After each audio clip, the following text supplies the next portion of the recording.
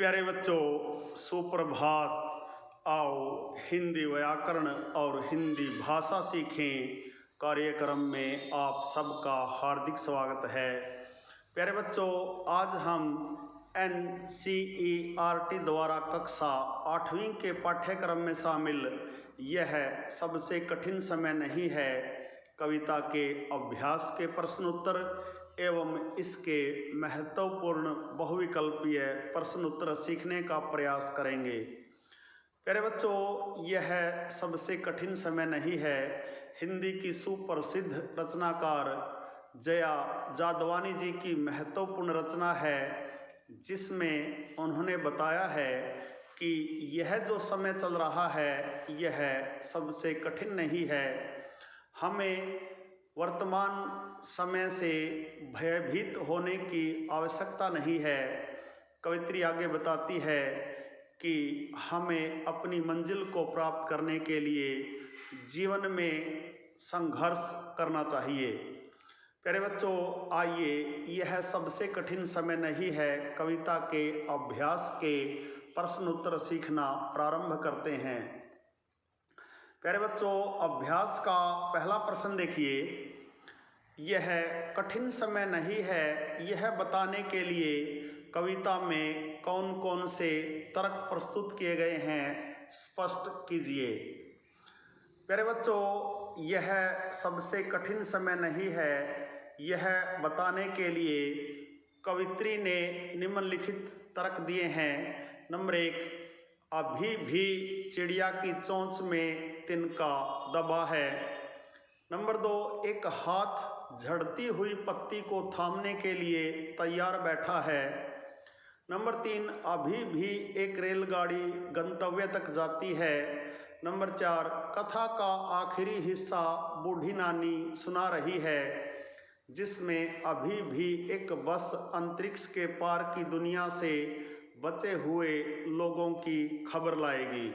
Number 5, अभी भी कोई किसी को कहता है कि जल्दी आ जाओ, सूरज डूबने का समय हो चला है। प्रश्न नंबर 2 देखिए। चिड़िया चोंच में तिनका दबाकर उड़ने की तैयारी में क्यों है? वह तिनकों का क्या करती होगी? लिखिए।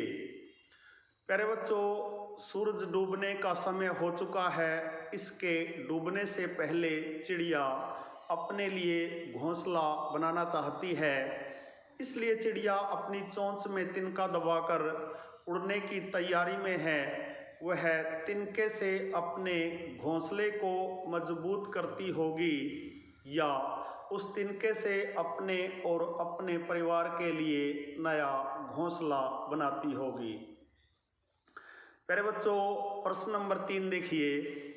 कविता में कई बार अभी भी का प्रयोग करके बात कही गई है।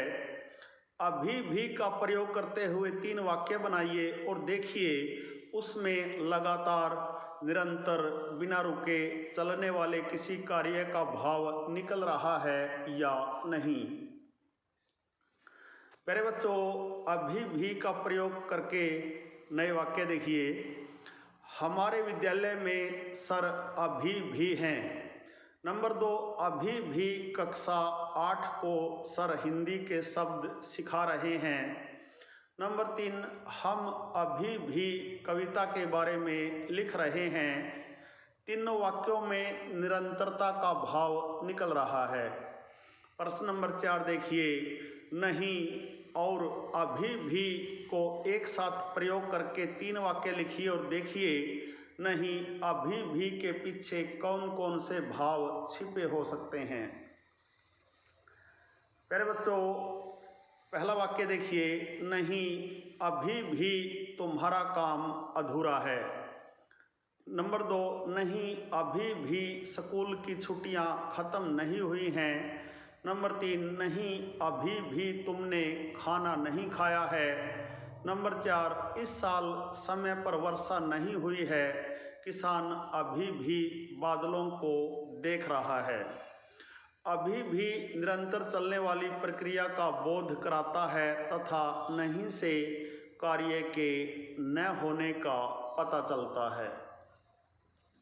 प्यारे बच्चों, यह सबसे कठिन समय नहीं है नामक कविता के अभ्यास के प्रश्न उत्तर। आशा है आपको अच्छी प्रकार से समझ में आए होंगे। प्यारे बच्चों, आइए अब यह सबसे कठिन समय नहीं है कविता के महत्वपूर्ण बहुविकल्पीय प्रश्न उत्तर सीखना प्रारंभ करते हैं।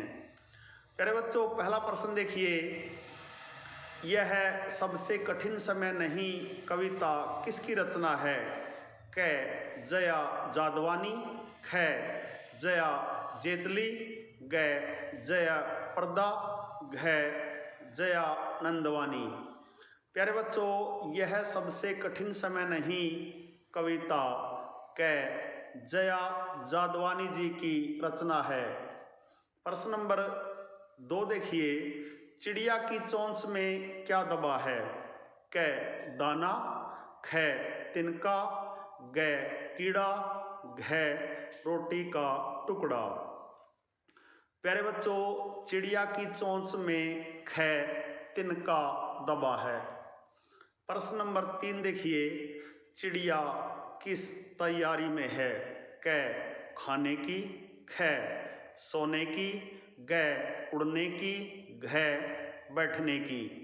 प्यारे बच्चों, चिड़िया ग उड़ने की तैयारी में है। प्रश्न नंबर 4, पत्ती कैसी है? क गुलाबी, ख हरी, ग हिलती हुई, घ झरती हुई। प्यारे बच्चों, पत्ती घ झरती हुई है। प्रश्न नंबर 5 देखिए, अभी भी स्टेशन पर क्या है? क शोर, ख शांति, ग भीड़, घ रेल। प्यारे बच्चों, अभी भी स्टेशन पर ग भीड़ है। प्रश्न नंबर 6 देखिए, अभी भी कोई किसी को जल्दी लौटने के लिए कहता है क्योंकि क आंधी आने वाली है, ख सूरज डूबने वाला है, ग वर्षा होने वाली है, घ दिन होने वाला है। प्यारे बच्चों, अभी भी कोई किसी को जल्दी लौटने के लिए कहता है क्योंकि ख सूरज डूबने वाला है। प्रश्न नंबर 7 देखिए, कथा कौन सुना रहा है? क दादा, ख दादी, ग नानी, घ नाना। प्यारे बच्चों, कथा नानी अर्थात बूढ़ी नानी सुना रही है। प्रश्न नंबर 8, अंतरिक्ष की दुनिया से क्या आया था? क रेल, ख यान, ग मानव, घ बस। प्यारे बच्चों, अंतरिक्ष की दुनिया से घ बस आई थी। प्रश्न नंबर 9, बूढ़ी नानी कब से कथा सुना रही है? क सदियों से, ख महीनों से, ग दिनों से, घ वर्षों से। प्यारे बच्चों, बूढ़ी नानी क सदियों से कथा सुना रही है। प्रश्न नंबर 10 देखिए, झरती हुई पत्ती को थामने के लिए कौन बैठा है? क एक पक्षी, ख एक हाथ, ग एक पशु, घ कोई नहीं। प्यारे बच्चों, झरती हुई पत्ती को थामने के लिए ख एक हाथ बैठा है। प्रश्न नंबर 11 है, कठिन समय किसका प्रतीक है? क युद्ध का, ख विश्राम का, ग दुख का, घ कर्म का। प्यारे बच्चों, कठिन समय ग दुख का प्रतीक है। प्रश्न नंबर 12 देखिए, अभी भी दबा है चिड़िया की चोंच में तिनका, पंक्ति से कौन सा भाव व्यक्त होता है? क हताशा का, ख निराशा का, ग पिपासा का, घ आशा का। प्यारे बच्चों, अभी भी दबा है चिड़िया की चोंच में तिनका, पंक्ति से घ आशा का भाव व्यक्त होता है। प्रश्न नंबर 13 देखिए, लड़ने की तैयारी से क्या आशय है? क जीवन में संघर्ष करना, ख युद्ध करना, ग कुश्ती लड़ना, घ परस्पर द्वेष। प्यारे बच्चों, लड़ने की तैयारी से आशय है क जीवन में संघर्ष करना। प्रश्न नंबर 14 देखिए, पहुंचने के निश्चित स्थान को क्या कहते हैं? क गमन, ख गंतव्य, ग गहन, घ वहन। प्यारे बच्चों, पहुंचने के निश्चित स्थान को ख गंतव्य कहते हैं। प्यारे बच्चों, यह सबसे कठिन समय नहीं है कविता के महत्वपूर्ण बहुविकल्पीय प्रश्न उत्तर। आशा है आपको अच्छी प्रकार से समझ में आए होंगे। प्यारे बच्चों, यह सबसे कठिन समय नहीं है कविता के महत्वपूर्ण अभ्यास के प्रश्न उत्तर एवं बहुविकल्पीय प्रश्न उत्तरों पर आधारित आज का यह छोटा सा वीडियो यदि आपको पसंद आए तो इस वीडियो को लाइक, कमेंट और ज़्यादा से ज़्यादा शेयर ज़रूर करें ताकि आपके जैसे अन्य विद्यार्थी भी इसका फ़ायदा उठा सकें। प्यारे बच्चों, संगम टीवी हिंदी व्याकरण ज्ञान का एक दरिया है जिसमें हिंदी व्याकरण और हिंदी भाषा के पाठों का सबसे सरल और सटीक विश्लेषण किया जाता है।